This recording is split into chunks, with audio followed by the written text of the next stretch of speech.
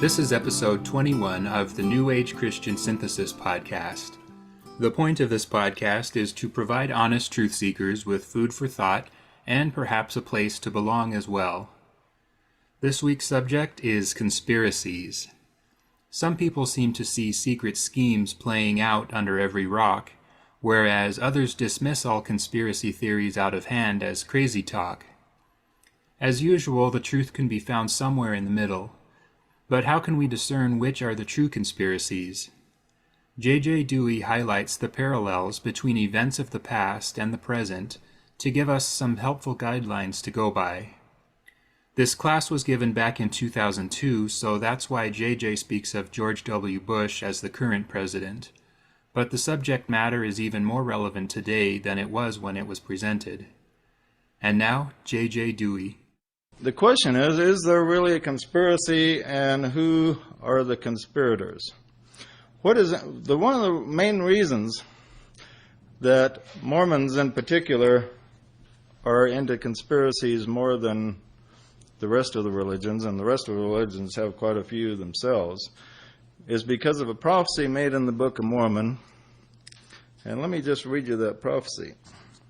The prophecy gives the reason the whole Book of Mormon was written to begin with.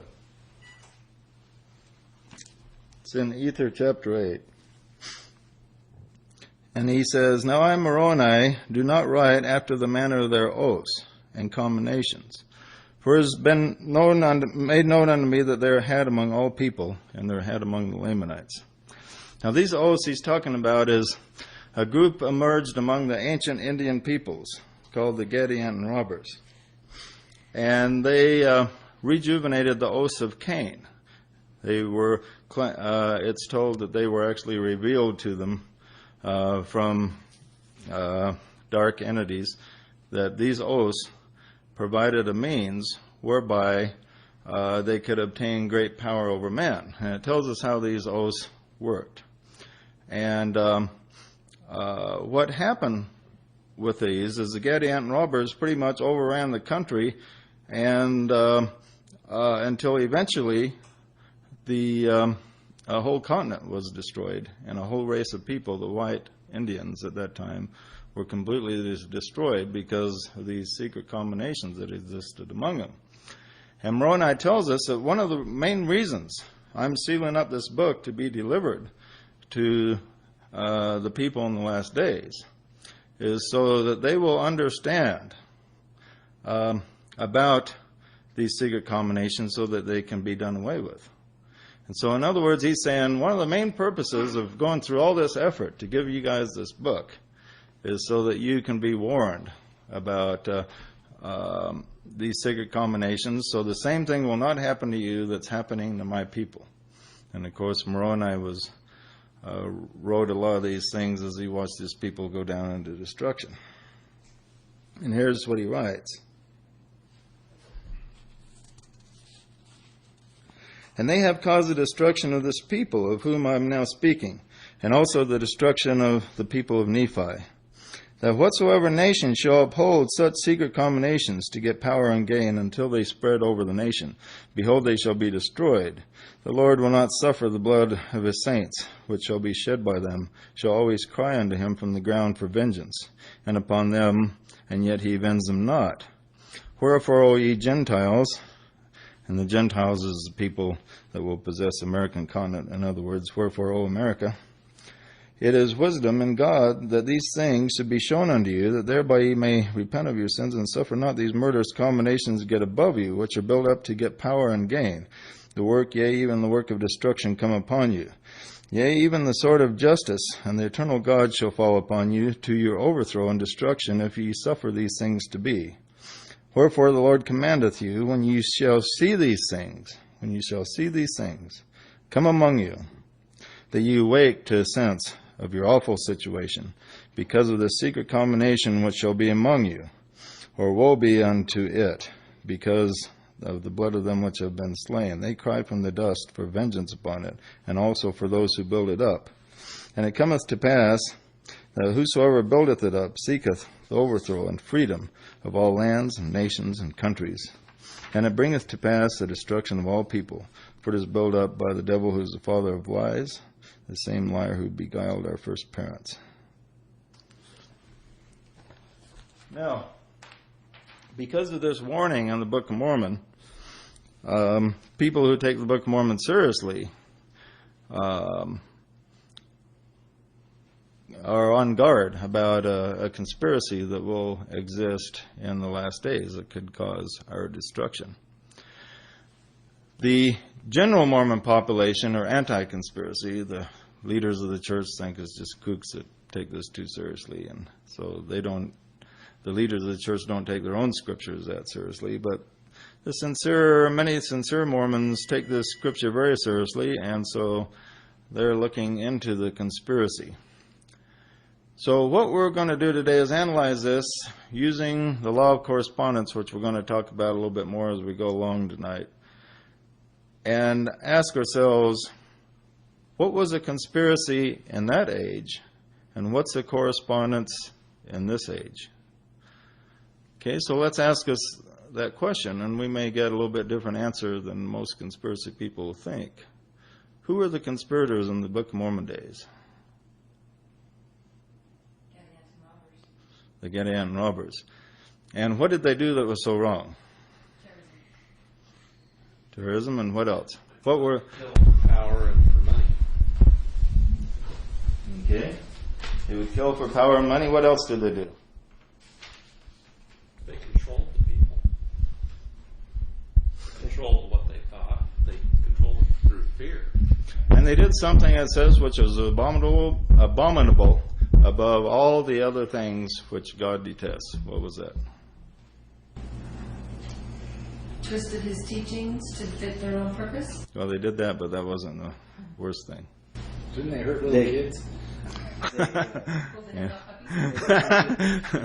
Pull the wings off butterflies? What'd say? Cannibalism. No? That's bad. It says that which is most abominable above all other things. The lie? Hmm? The virtue of the women? No? Okay, we're guessing. Well, they Pretty good for a bunch of Mormons, a bunch of well-read Mormons. They took the children and It was something that Hitler did. I'll give you a hint. Hitler did the same thing. What? No? They turned the children against the parents? No? Hitler did it. Hitler did the same thing that the Book of Mormon calls the most abominable thing in the sight of God. Deny the spirit? Oh, the Holy Ghost. Denying the Holy Ghost. It captured No? in the name of God and Lord. Have you guys read the Book of Mormon? Oh, yeah. Okay, that which is... we should remember this, because it says it's the most abominable thing in the eyes of God that there is. I gave you a key word. Yeah, we put them all. Where's the Book of Mormon? Okay. Where did the Gadianton robbers get... who was the initiate of the Gadianton robbers, according to the Book of Mormon? No? Cain. And what happened between Cain and Murder. oaths? And broke their Right. oaths to murder. What about the oath was the most abominable thing in the sight of God? Just oath itself wasn't the most abominable, but their particular oaths. What There was? were secret combinations. There were secret combinations, but there was something about their oaths that was most abominable. Sealed in blood? Blood oaths, yeah. Yeah, they made. But what about the oath? Just oath and blood wouldn't be that abominable. It could be distasteful. Well, if anybody let anybody know, they'd kill them. Does anyone know how Hitler applied his oaths? I guess not. He used the same method as the Gadianton robbers did. Oath to say. Made them Okay. deny Jesus Christ? No?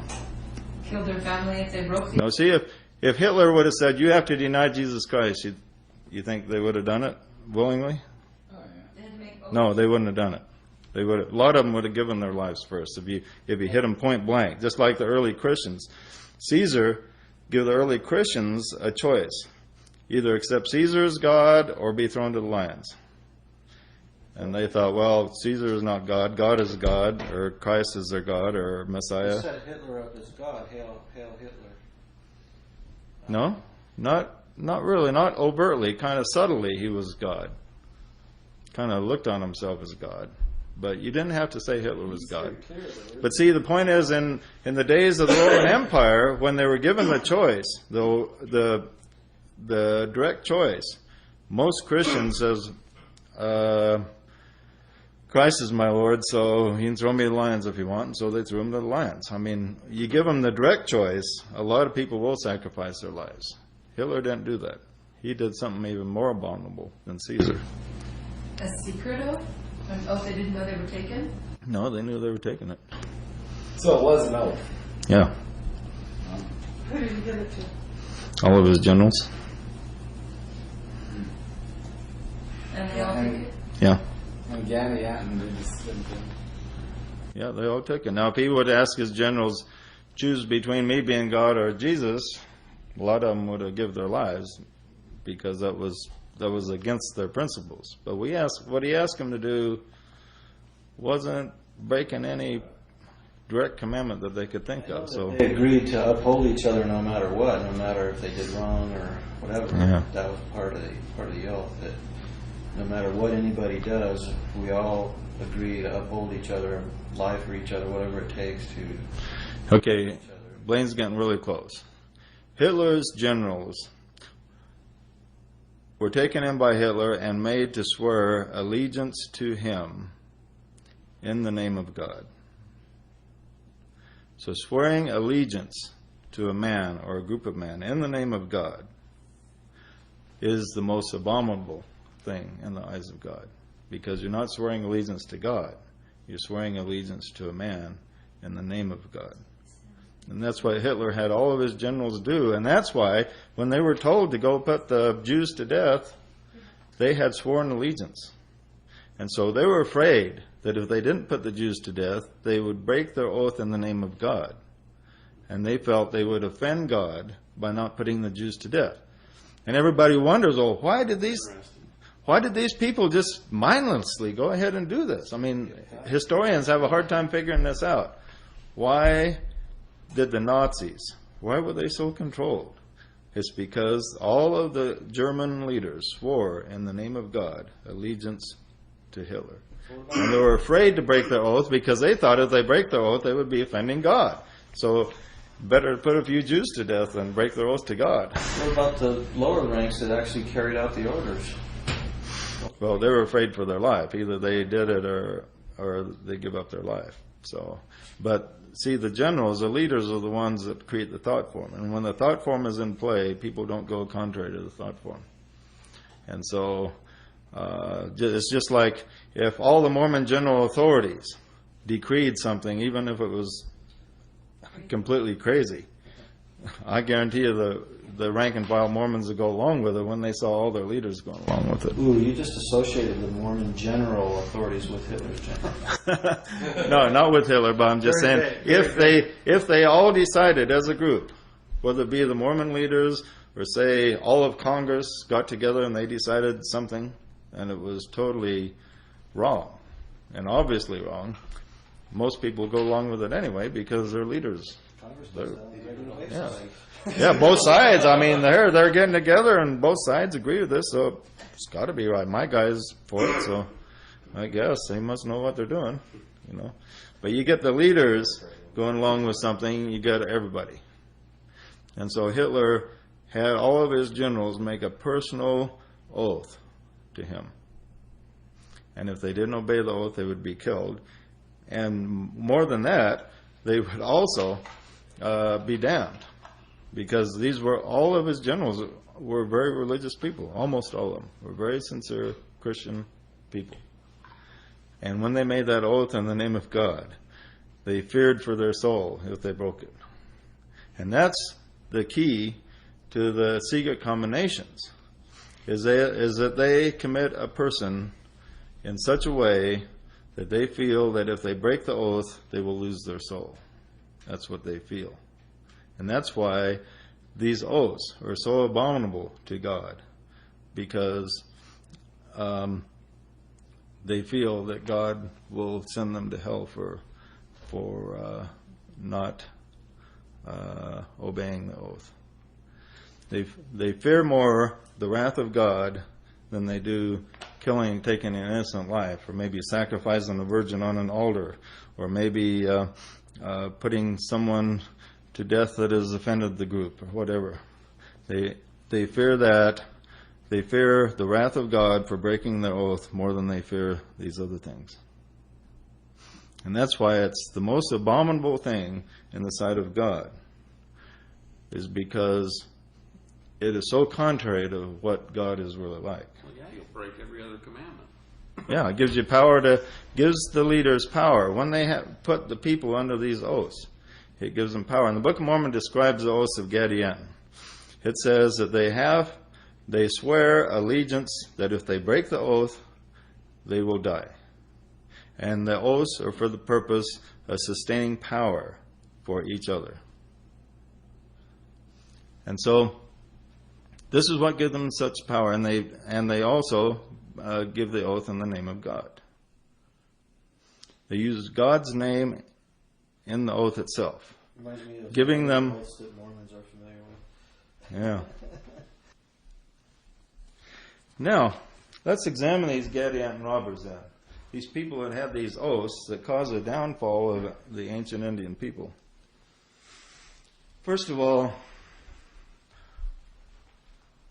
were these people visible or invisible?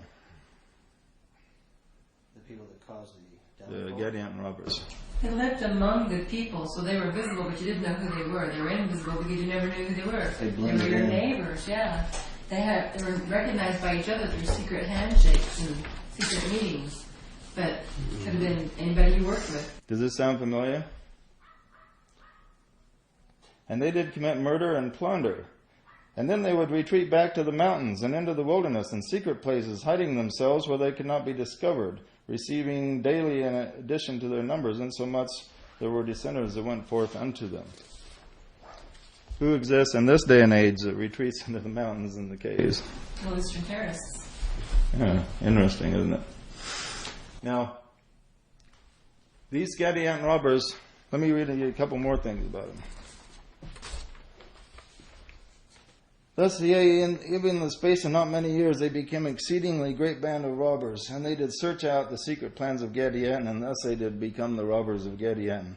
Now behold, these robbers did make great havoc, even great destruction among the people of Nephi, and also among the people of Lamanites. And it came to pass as was expedient that there should be a stop put to this work of destruction. Therefore they sent an army of strong men into the wilderness and upon the mountains to search out this band of robbers and to destroy them. Has somebody done that in this age? Yeah. Has Bush sought a band, an army to go to the mountains and destroy a band of robbers? Yet how many people think that Bush is the conspirator? You go on the internet, everybody thinks that Bush is the conspirator. Yet who is the one fulfilling the correspondent of destroying the Gadianton robbers? It's Bush. Have the conspirators conspiracy theory got everything upside down? Does the general trend in almost every train of thought in the universe, is it almost always upside down? Do the religions have it upside down? If the mainstream religions have it upside down, is it possible that the mainstream conspiracy theories are also upside down? Yeah. But he's done it to obtain more power over our freedoms. What'd say? Bush. Not nearly as much as Abraham Lincoln. Abraham Lincoln took away much more freedom than Bush ever thought of doing.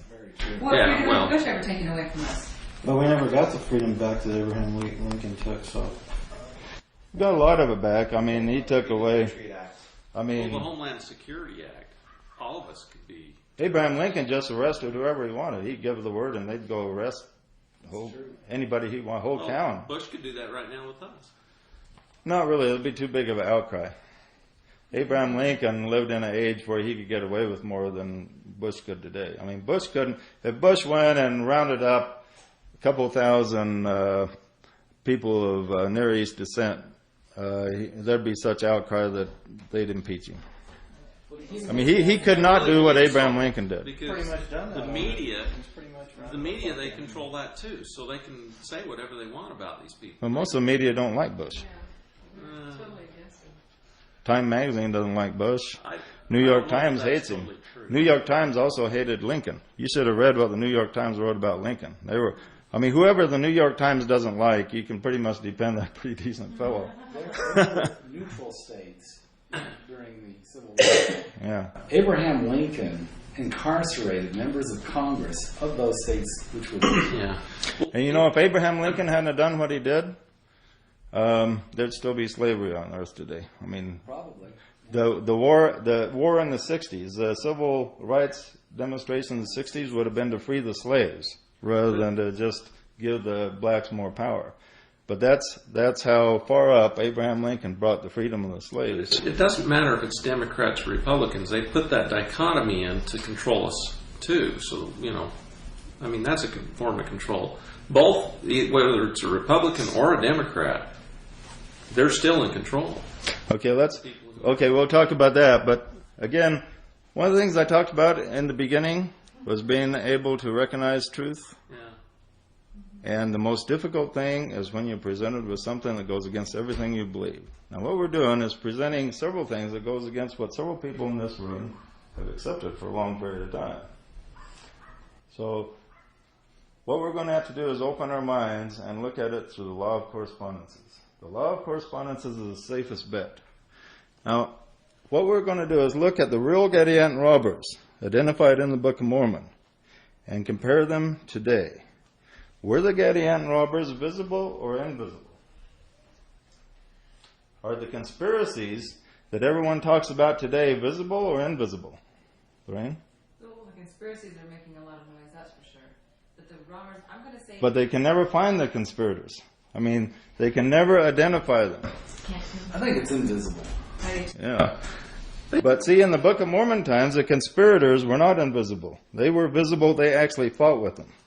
They searched them out in the mountains and the caves. The conspirators hid in the mountains and the caves. They hid out, and then they surfaced, and they actually made physical war with the people, and they attacked them, and they were terrorists. They'd come in their cities, and they would attack the people, and then withdraw, just like the Taliban and what Al-Qaeda has done to us. And to his own country. I think it's a lot more convoluted today than, you know, as you teach the law of correspondences isn't perfect with each other. There's certain correspondences, but it's not always exactly the same. Yeah, there's differences but similarities. And it came to pass in the 13th year there began to be wars and contentions throughout all the land. For the Gadianton robbers had become so numerous that they did slay many of the people, and did lay up waste so many cities, and did spread such death and did carnage throughout the land, that it became expedient that all the people, both the Nephites and the Lamanites, Democrats and Republicans, should take up arms against them. Okay, these weren't just subtle bankers. You know, now what were probably the problems the Nephites had? One of the problems they had was, well, you know, the real conspirators here are these bankers. You know, well, wasn't the bankers that were the Gadianton robbers? The bankers, it's true, there's a lot of bad bankers and bad capitalists and conspiracies. They have their own little mini conspiracies. But we're talking about the conspiracy that's warned about in the Book of Mormon, which was a group of visible people that actually waged war. They were in the minority at the time, usually in the minority, and they were definitely terrorists. They would come and raid the villages, capture the women, run off with them, rape their women. They would then they would insert within, among the Nephites and Lamanites, among their civilization, their own people. And these would be it'd be like having, say, Al-Qaeda having, like they say, 5,000 terrorists living among us, and we don't know who they are. They say there's at least 5,000 dedicated terrorists living in the United States, and we don't know who they are. And we're told that the Gadianton robbers did the same thing. There were Gadianton robbers in the hills and valleys and mountains and caves. And then there were also Gadian robbers living in the civilized world of the Nephites and Lamanites, disguising themselves among them, pretending to be with them, but they weren't really with them, but they were creating sabotage. And they were spreading their oaths and covenants. And they would find other people that wanted to get ahead and make a lot of money and without earning it, and they would administer these oaths to them and make them a brother. And then the Book of Mormon says that when these people were brought into court for any crime, that many of the judges were also associated with the Gadian robbers, and they would let them off because they would show them secret signs and tokens that they would show to the judges. And the judges would let these Gadian robbers off. And thus the Gadian robbers, part of them lived in the mountains and the hills, part of them lived among the people and worked with sabotaging the justice system. So it says the righteous were punished and the evil people were let free. That's what the Book of Mormon tells us. So it's interesting, the correspondences here. Now remember, bin Laden communicates with us and sends us a video every now and then. Well, the leader of the Gadian robbers did the same thing. He sent an epistle. Let me read it to you. Now it came to pass in the 16th year of the coming of Christ, Lachonius, the governor of the land, received an epistle from the governor of this band of robbers, like Osama bin Laden. And these were the words which were written, saying,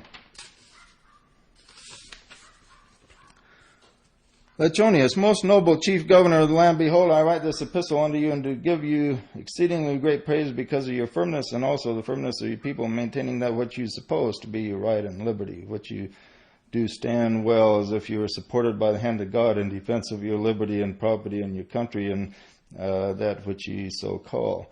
And it seemed a pity unto me, most noble Lachonius, that ye would be so foolish and vain as to suppose that ye can stand against so many brave men who are at my command, who do now at this time stand in their arms and do wait with great anxiety for a word to go down among the Nephites and destroy them. And I, knowing of their unconquerable spirit, having proved them in the field of battle, that's what they thought in Afghanistan. They were all proven in the field of battle. We were just a bunch of weak guys. And knowing of their everlasting hatred towards you. And Al-Qaeda has an everlasting hatred toward us. Matter of fact, all the Muslim extremists, not all the Muslims, but many of the Muslim extremists, they have an everlasting hatred toward anybody that's non-Muslim. They think they should just be destroyed. They crashed into the World Trade Center to actually kill as many people as they could. That's what they were interested in. Didn't matter if they're women, children, they just wanted our destruction. You are so foolish and vain as suppose you can stand against so many brave men who are at my command, who at this time stand in their arms and do wait with a great anxiety to go down upon the Nephites and destroy them. And I, knowing of their unconquerable spirit, having proved them in the field of battle, and knowing of their everlasting hatred towards you, because of the many wrongs which you have done unto them. Therefore, if they should come down against you, would visit you with utter destruction. Therefore I have written you this epistle, sealing it with my own hand, feeling for your welfare because of your firmness and which you believe to be right, and your noble spirit in the field of battle. Therefore I write unto you, desiring that you would yield up this people, your cities, your lands, your possessions, rather that they should visit you with a sword, and destruction should come upon you.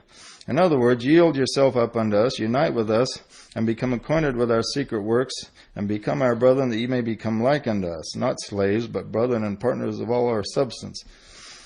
Behold, I swear unto you, if you will do this with an oath, ye shall not be destroyed. But if you will not do this, I swear unto you with an oath, these oaths are really big among these people, that on the morrow month I will command my army shall come down against you, and they shall not stay their hand, and they shall spare not, and they shall slay you, and they shall let fall the sword upon you, even until you become extinct.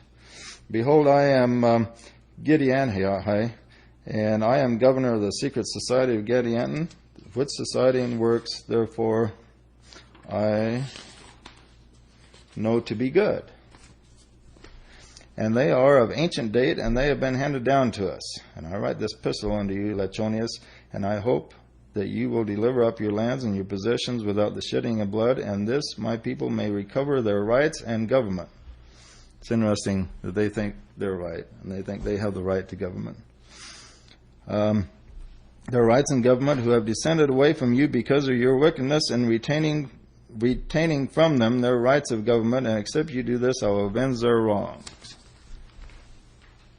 And it's interesting that the enemies of the freer countries of the world, not perfect countries, but the freer ones, think that they have the right to government. And so they seek what they think is their right to rule. And Al-Qaeda does this by secret oaths too, and if any of them betray each other, well, they are put to death.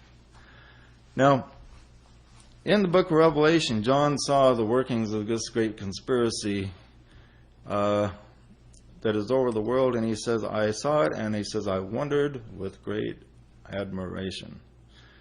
And the way he spoke about it, it was if it was different than he thought it would be, because he wondered with great admiration when he saw it. Why did he wonder?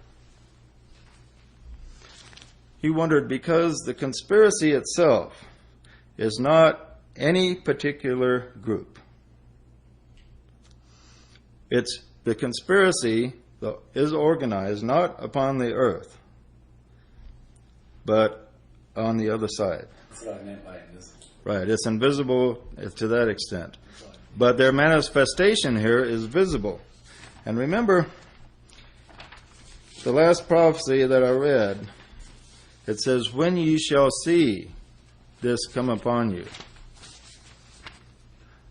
Now it's talking about seeing it the same way that they saw the Gadianton robbers. When they saw the Gadianton robbers actually physically attacked them, and they saw them. Just not a handful of people saw them on the subtle planes or saw them on the internet lists there. But they actually saw them come among them. And Moroni gives this warning, when ye shall see this come among you. See. And you, meaning the people of America. When the people of America see the conspirators come among you. Now, when did this happen? When, as the time happened, that the people of America actually physically saw, America as a whole, not just a handful of people, not just 1,000 people that study the conspiracy. Over and over. Right. 11. Right, the conspirators come out of the woodwork and attack the World Trade Center, and we saw them come among us. This was the fulfillment of the prophecy given by Moroni. When you see them come among you. It says, them you must put them away. You must put them down, because they will seek the destruction of the whole world. And as much as said that that's their goal. Right, and that's their goal. Destroy the whole Western world. Right, they hate us. And if we don't put them down and they gather strength, then they, if they get a lot of the Muslim people behind them, and remember, what Hitler did, he gained his power by not only getting the extremists behind him, but then he got the non-extremists behind him. When he got the power, energy follows thought, and energy follows the power. And so when a person like Hitler gets power, it kind of creates a domino effect. And if we do not put them down, a domino effect could be created where a tremendous number of people could start saying, these people are not that bad. Wouldn't be much worse living under them than United States, And that's what they said about Hitler. Well, it doesn't really matter who wins, live with either one. A lot of people kind of thought that during World War II. But on hindsight, we can look back and say it does matter. So now this is a question like Scott is thinking here, is how about all the conspiracies we hear among the bankers, conspiracies among the Jews to take over the world? A lot of people think that there's a Jewish conspiracy. There's a coordinated conspiracy, an intergovernment type of thing. How about the Illuminati? Yeah, a lot of people think the Illuminati is a part of a conspiracy, the CFR. A lot of these organizations. Here's one of the things I've give you from my own history. As I first heard of these things back in the 60s. When I first heard about it, I was told that the conspiracy had everything pretty much wrapped up. They figured they had us pretty much defeated. They had the United States divided into 12 regions. It was only a few months before they were going to take over these and divide us in these 12 regions, and they're going to issue new money. They're going to call in all of our money, and there was going to be no more money like we know it, and they were going to give us pennies on the dollar for our money and control us through calling in our money, dividing us into 12 regions, putting 12 governors over the 12 regions, and setting up a dictatorship. And this was supposed to happen imminently. And I read a lot of the John Birch literature and the conspiracy books. And kind of made me nervous. I mean, I read a lot of them, and I thought, well, kind of, might have a point there. And I started looking at some of the things, and it seems kind of logical.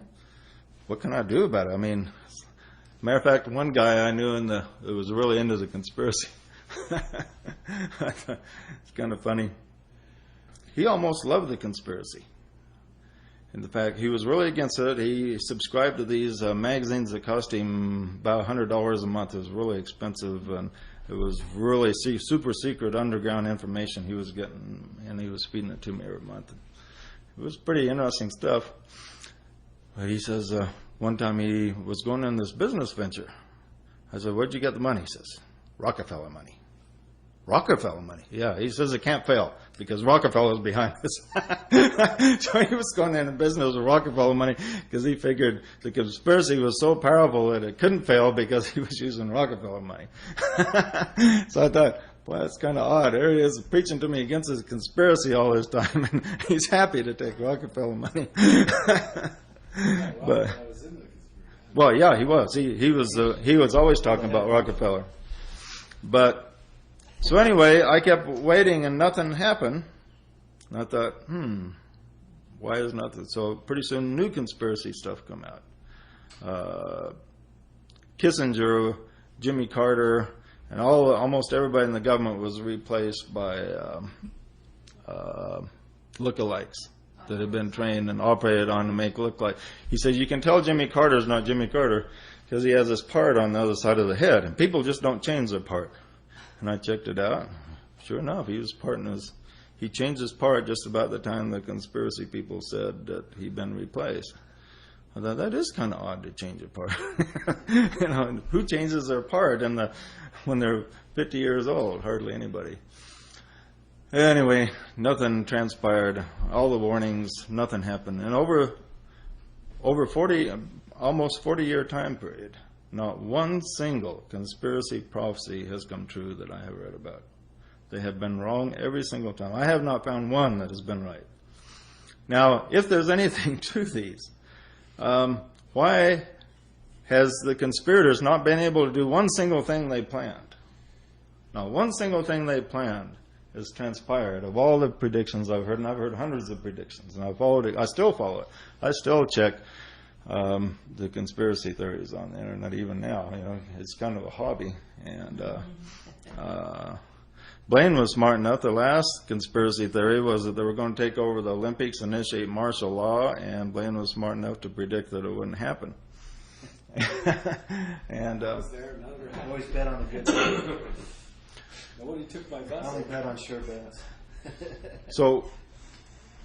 So using the Book of Mormon as an example on the law of correspondences, there is a conspiracy that fulfills the prediction of a people that hide out in the caves and mountains, that come down and cause disruption, that have their people planted in various places throughout the civilized world, that are seeking the destruction of people, and that are visible and are actually somebody that you can send an army to go fight and root out. Very close comparisons Al-Qaeda is to the Gadian robbers. Now, this doesn't mean this is the only conspiracy, because the true conspiracy is among the Dark Brotherhood, who seek to take away all the freedoms of the world. And what they do is they will work wherever they can.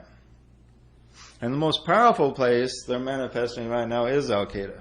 We have a lot more to worry about them than we had to worry about the bankers, even though we have a tremendous problem with the economy, I don't think it's because of conspiracy. They're just way, way overextending themselves. I mean, they're giving some people loaning 120% the value of homes, tremendous loans to bail out third world nations. And the bankers are way overextending themselves, and we are in danger of a depression. But what happens with the Dark Brotherhood is where they find a weakness, is that they will try to plant people that will administer these oaths. And people say, well, the conspiracy theorists have looked for a conspiracy. The mistake that they've made is they're looking for a conspiracy pretty much in one place. Some will say there's a Jewish conspiracy. The Jews are the conspirators. Okay, well, the truth is there probably are a number of conspirators among the Jews that have gone over to the dark side and have taken the oaths. But it's not a Jewish conspiracy. Others say the bankers are the conspirators. David Rockefeller is the head of the whole thing. Well, there are a number of people that are part of the conspiracy in the banking industry, but the bankers are not the conspiracy. But there are numbers of people who are under the control of the Dark Brotherhood, who have taken oaths, that are in the banking industry. Other people say the Catholic Church is a conspiracy. Well, there's people in the Catholic Church that are working on the dark side. Other people say the Masons are the conspiracy because they have oaths and covenants to begin with. Well, there's good Masons and bad Masons, and there are Masons that are conspirators in the Masonic lodges. But the Masons are not the conspiracy. The conspiracy is an invisible organization that, like water reaches its own level, the conspirators will reach people of similar thought to themselves. But among these people that are reached, there are pockets where the oaths are administered. There are pockets among the Masons where the oaths are administered. And there are pockets probably among the bankers. I don't know, haven't heard for sure about the oaths being administered there, but there's definitely the place that's most conspicuous. The most conspicuous arm of the conspiracy is Al-Qaeda itself right now, and the group of religious fanatics seeking to utterly destroy anyone who disagrees with them. And the reason the Dark Brothers is picking religion is because there's no greater hope of destroying civilization than a religious war. I mean, if the bankers were to take over the world, they don't have nearly the power to create the havoc of a religious war. A religious war, people will die for their religion. These bankers wouldn't give their lives to crash into a World Trade Center. I mean, their lives are valuable to them. They're not about to give their lives. Or most of the Masons that are maybe on the dark side there, they don't want to give their lives either.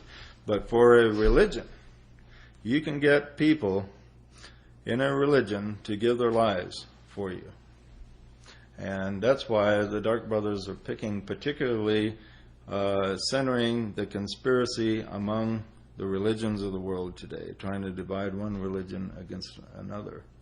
And this is the fulfillment of the Book of Mormon prophecy. When ye shall see this come upon you. Let me read this prophecy again. And keep in mind, the word see is a key word here. Now let me read it in this light. Now I, Moroni, do not write the manner of their oaths and combinations. He doesn't want to give them out to the general population because they're dangerous. For it hath been made known unto me that they are had among all people. See, like I said, it's had among the Masons, it's had among the bankers, it's had among Al-Qaeda, it's had among the churches, maybe even in the Mormon church. And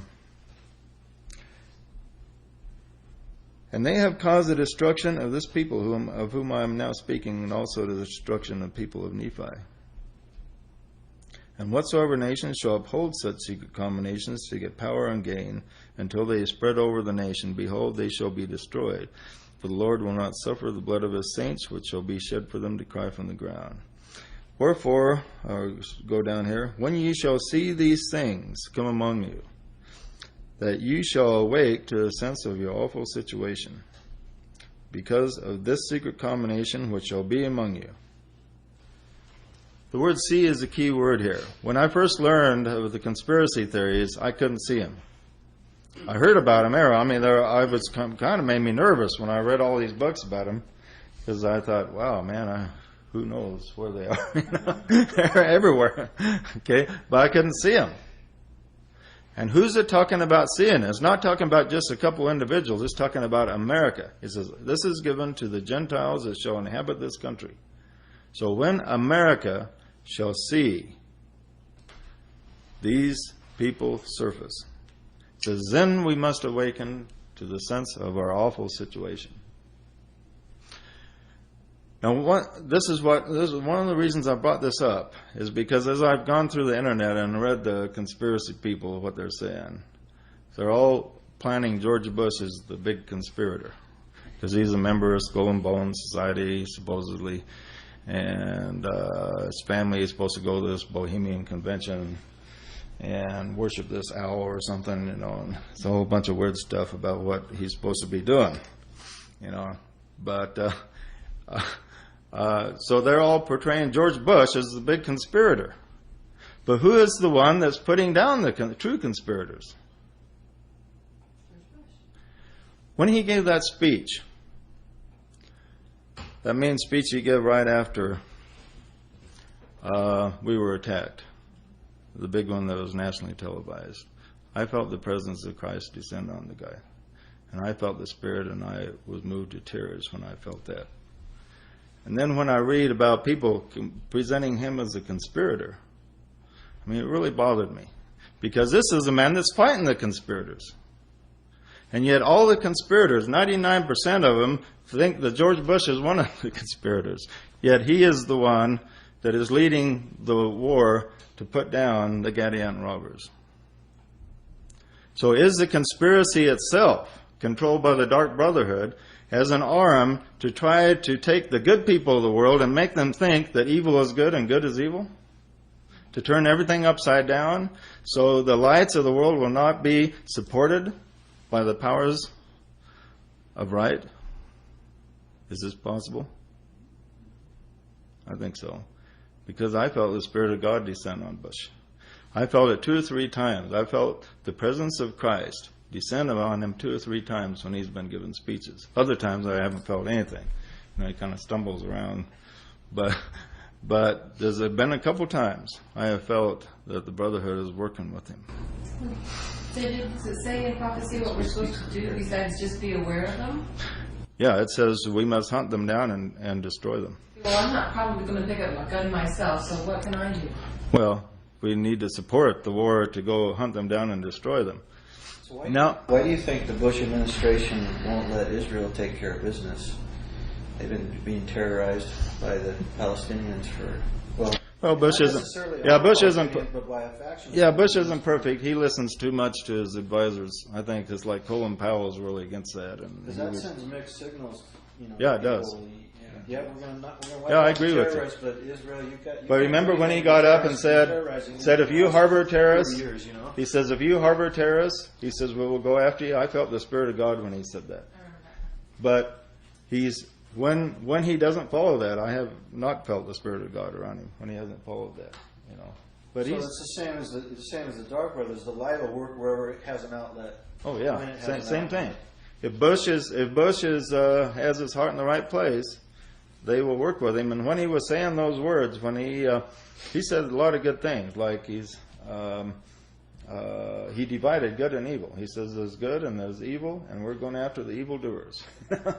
And he had the Spirit with him when he said that, talking about he divided the light from the dark and says we're going after the dark and we're going to destroy them, we're going to root them out, and we're going to destroy them. And he had the Spirit with him. But when he's talking about Israel, he doesn't have the Spirit with him. And just like well, we're all that way. All of us, sometimes we do the right thing, sometimes we don't. Same thing with our leaders. I never felt the Spirit around Clinton at all. The first 3 seconds I heard him speak, I just saw an image of Jimmy Swaggart. It only took 3 seconds. I saw Jimmy Swaggart. Remember the story about how they heard Brigham Young speak and they saw Joseph Smith. I mean, the very first time I saw Clinton, I saw Jimmy Swaggart's face. Does that mean then that some entity had to go and contact a man, what's the name of the guy, and show him the oath and how he can use to control other people? Well, the oath, once a person's mind gets into utter selfishness and power, the oaths just come to him. Now, the mafia has these same oaths. You know, if you take an oath when you join the mafia and you swear in the name of God, and if you break the oath, you're killed. You're given a kiss of death and you're killed. And it keeps everybody in line. And the mafia, you know, is very religious. Most of them are very staunch Catholics. And they don't want to offend God. You know, they go to church and they're very reverential toward the religion. Yeah. When we're in the military and we make an oath to protect the Constitution of the United States, so help us God, is that a bad oath? Do you swear in the name of God? Yeah. Yeah, that's not a correct oath. Here's what Jesus says. He says, in all of your covenants, say yes or no. Anything more than this is evil. This is a point blank. So he says, do not swear by angels, do not swear by the temple, do not swear by the throne of God. If somebody asks you for something, say yes or no. That's all you have to do. Anything more than this is evil. Yeah, but what if they're administering the oath and all you have to do is say yes or no? Well, if you're going to run for office and get a chance to be president of the United States and you have to swear in the name of God, well, you know, it's probably worth it. Because you might be able to do. But overall, Jesus points this out, that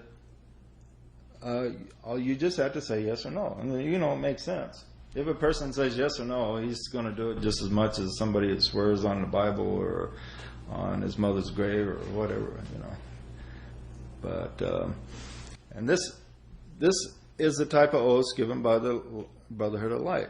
You just say, are you willing to do it or not willing to do it? Yes or no. Simple yes or no, please. And that's all the Brotherhood of Light requests out of anyone, is a simple yes or no. You going to do it or not going to do it? Whereas the Dark Brotherhood says, now, here's what you got to do. Swear to our leader in the name of God allegiance forever and ever, and or else you will die. Will you swear that way? Oh yeah, you know. And that's how the Dark Brotherhood administers their oaths. So one of the ways to tell light from dark is from the oaths in the organization.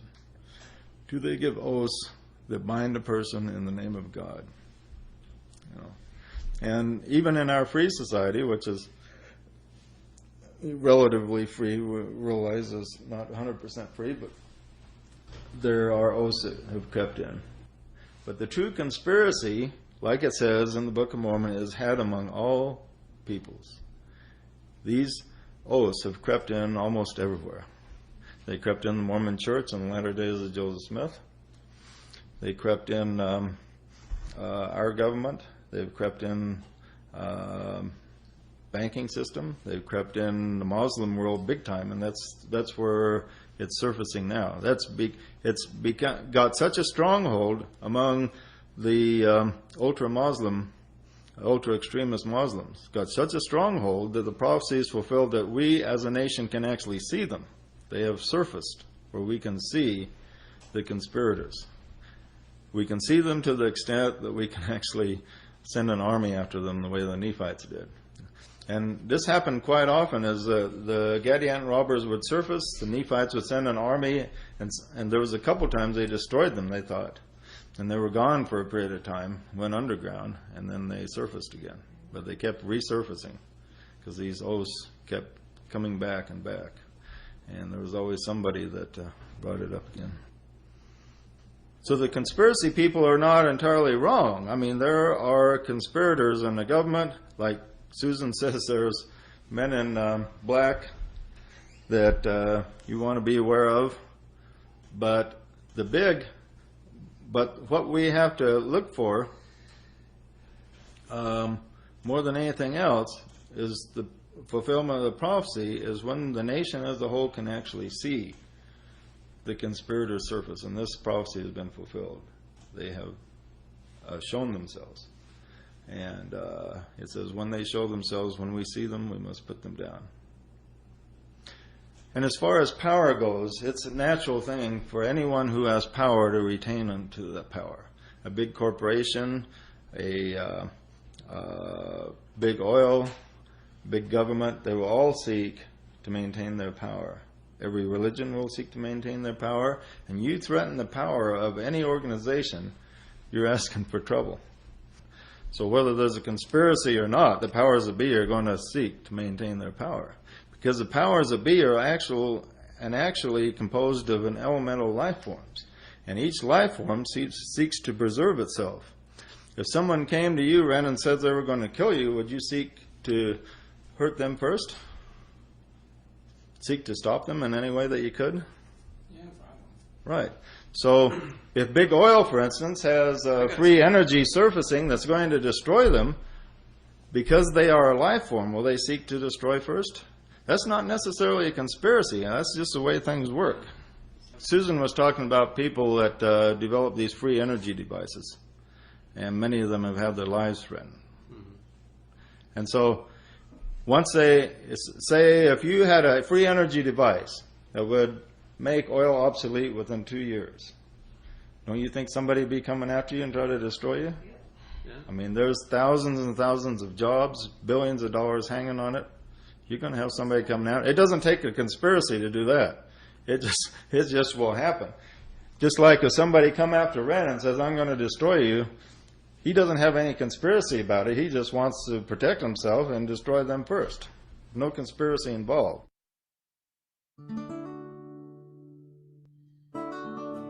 Thank you for listening to this episode of the New Age Christian Synthesis Podcast. If what you heard rang true and you would like to find out more, please visit J.J. Dewey's website at freeread.com. That's FREEREAD.com.